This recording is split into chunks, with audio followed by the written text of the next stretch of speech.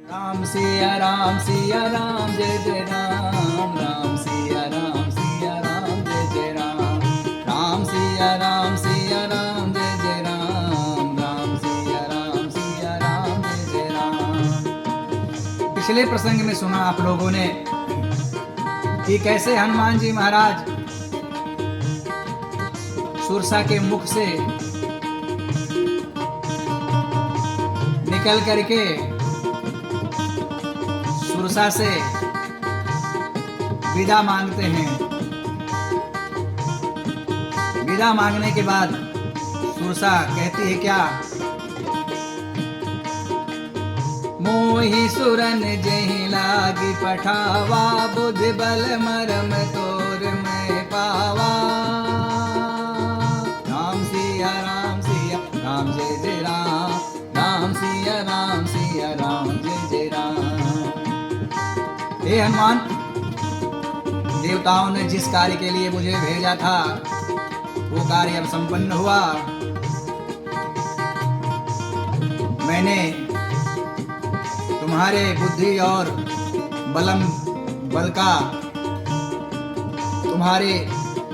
और बल का भेद जान लिया है, अर्थात परीक्षा ले ली है। अब मेरा आशीर्वाद सुनो। राम काज सब करी हम, तुम बल बुद्धि निधान। आशीष दे गई सो हरसि चले हनुमान, हरसि चले हनुमान। देखिए यहाँ पर इस प्रसंग से ये प्रेरणा मिलती है, ये शिक्षा मिलती है कि किसी कार्य को, किसी अच्छे कार्य को या जोखिम भरे कार्य को या बड़े कार्य को जब आप करने चलते हैं तो उसमें तमाम प्रकार के परीक्षात्मक विघ्न पड़ते हैं, लेकिन उसमें अटकना, हंसना नहीं है। सुरसा कहती है कि हे हनुमान जी, जाओ, तुम बल और बुद्धि के निधान हो, भंडार हो, राम जी का सारा कार्य करो। इस तरह का आशीर्वाद दे करके सुरसा जाती है और हनुमान जी प्रसन्न हो करके चल देते हैं। क्या आगे देखिए क्या होता है हनुमान जी के साथ। इस चरे सिंधु महरई, करी माया नभ के खग गई। जीव जंतु जे गगन उड़ाई, जल बिलो की तिनके परिछाई। कहई छाह सक सोन उड़ाई, यही विधि सदा गगन चर खाई। सोई छल हनुमान कह कीना, तासु कपट कपि तुरतै चीन्हा।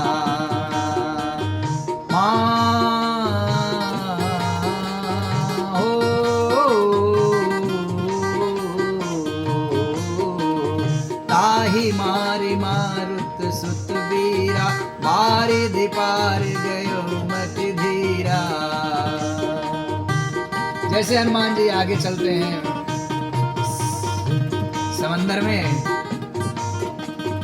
वैसे एक राक्षस से भेंट होती है जो कि सागर में ही रहता था और अपनी माया से, अपनी छल से, अपने कपट से आसमानों में उड़ने वाले पक्षियों का भक्षण करता था। जो भी जीव जंतु आकाश में उसे उड़ते दिखाई देते थे, जल में उनकी परछाई पकड़ लेता था। कहीं चाह सके सोन उड़ाई। देखिए कितना बड़ा यहाँ वैज्ञानिक तत्व है, उदाहरण है कि आकाश में उड़ने वाले पक्षी की छाया, जीव जंतु की छाया, वह राक्षस जल में उसकी परछाई पकड़ लेता था और आकाश में वह जीव जंतु उड़ नहीं पाता था। इस तरह से वह जल में गिर जाता था। और जब वह जल में गिर जाता था तो उस पक्षी, उस जीव जंतु को, उस गगनचर को वह राक्षस भक्षण कर लेता था। यही कपट वह हनुमान जी के साथ भी करना चाहा। हनुमान जी ने तुरंत उसका कपट पहचान लिया और उसको मार डाला। मारने के बाद हनुमान जी सागर के उस पार यानी लंका की तरफ पहुंच गए। वहां देख रहे हैं क्या, कहाँ जाए देखी वन शोभा, गुंजत चंचरीक मधुलोभा।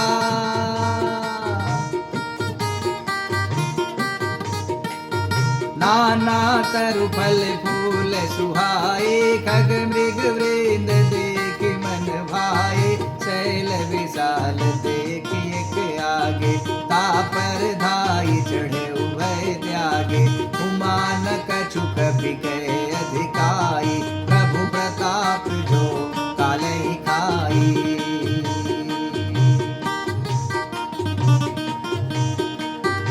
हनुमान जी सागर के किनारे लंका की तरफ जब पहुंचते हैं, देखते हैं कि वहां बहुत शोभायमान वन दिखाई दे रहा है, जिसमें तमाम पशु पक्षी गुंजार कर रहे हैं।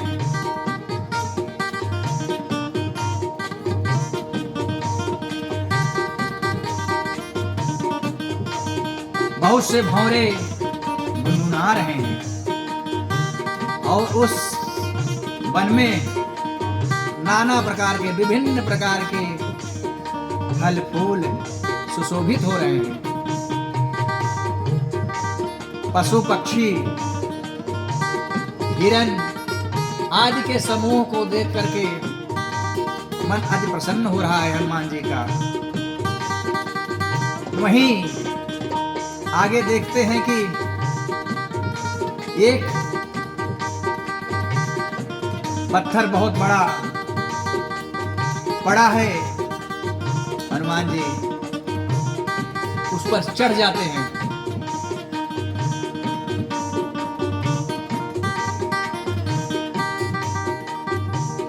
वहां पर हनुमान जी को कुछ भी भय नहीं लग रहा है। भोलेनाथ शंकर जी कहते हैं पार्वती जी से कि हे उमा, उमा न कछु कपि कहे अधिकाई, प्रभु प्रताप जो कालहि खाई। हे उमा, इसमें हनुमान जी की कोई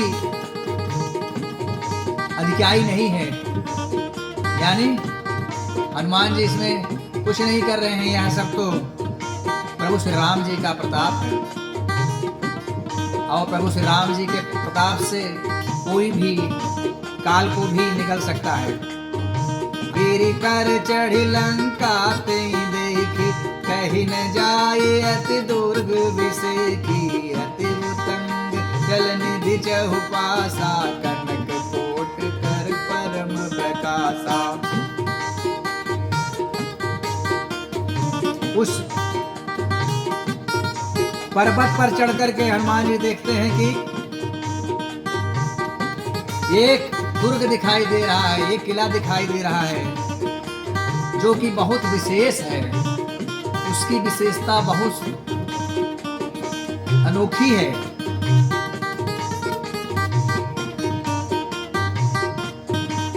और वह बहुत ऊंचा है और सागर के पास ही है। और कनक कोट उसका, यानी सोने का किला बहुत प्रकाशमान हो रहा है। कैसे? कनक कोट विचित्र मलिकृत सुंदरायत नागना, चौहट हट सुबट वीथी, चारुपुर बहु विधि बना। गजबाज खचर निकर पद चर रथ बरु तनिको गने, बहुरूप निश्चल जूत अति बल से वर्णत नहीं बने। भगवान वन बाग उपवन वाटिका सरकूप बापी सोहै, नर नाग सुर गंधर्व कन्या रूप मुनि मन मोहई।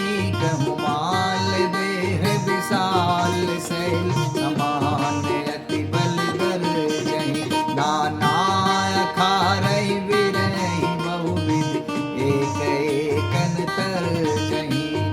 नाना अखारहि विरहि बहुविध एक एकन तर जहि। कर जतन भट कोटिन विकट तन नगर चहुदिस रचहि।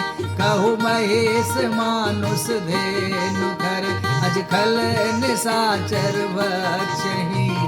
लाग तुलसी दास इनकी कथा, कछु एक है कही रघुवीर सर। तीरथ शरीरन त्यागी गति नहीं है सही। इस छंद के माध्यम से तुलसीदास जी ने रावण के उस लंका का वर्णन किया है कि सोने की लंका बहुत विचित्र मणियों से रची हुई है और बहुत सुंदर लग रही है। चारों तरफ हाट चौराहे बहुत अच्छे प्रकार से बनाए गए हैं। हाथी घोड़े खच्चर, पैदल चलने वाले, रथ से चलने वाले, तमाम प्रकार के जिनको गिना नहीं जा सकता सुशोभित हो रहे हैं। और बहुत से निश्चर समूह समूह में सैन्य के रूप में वहां पर विद्यमान है, जिसका वर्णन नहीं किया जा सकता।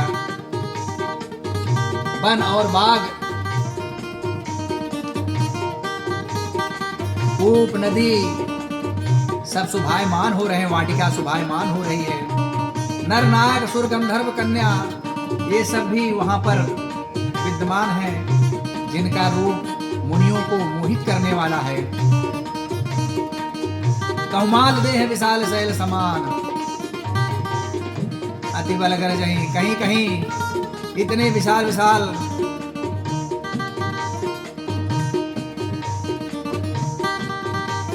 पर्वत के समान बलवान पहलवान गर्जना कर रहे हैं और विविध प्रकार के अखाड़ों में आपस में भिड़ भिड़ कर एक दूसरे पर गर्जना कर रहे हैं। एक एक अंतर जही कर जतन भट कोटिन विकट बहुत से प्रकार के जतन करके, यत्न करके, उपाय करके बड़े बड़े शरीर वाले इस नगर की रक्षा कर रहे हैं। और कहीं पे भैंस और मानुष के, गायों के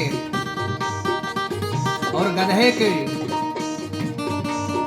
मांस का राक्षस रूप भक्षण कर रहे हैं। इस प्रकार तुलसीदास एक प्रकार का वर्णन लंका के बारे में किया है। कहते हैं कि ये सब जितने हैं प्रभु श्री रामचंद्र जी के बाण रूपी तीर्थ से सारों के सारों, सभी के सभी का शरीर का गति हो जाएगी, अर्थात सभी अपने शरीर को प्रभु श्री रामचंद्र जी के बाणों के द्वारा शरीर सभी अपना त्याग देंगे और इनको मुक्ति मिल जाएगी। जय सिया राम, जय जय सिया राम, जय सिया राम, जय जय सिया राम, जय सिया राम, जय जय हनुमान, जय सिया राम, जय जय हनुमान। बोलो राजा रामचंद्र की जय, बोलो पवन सुत महाराज की उमापति महादेव की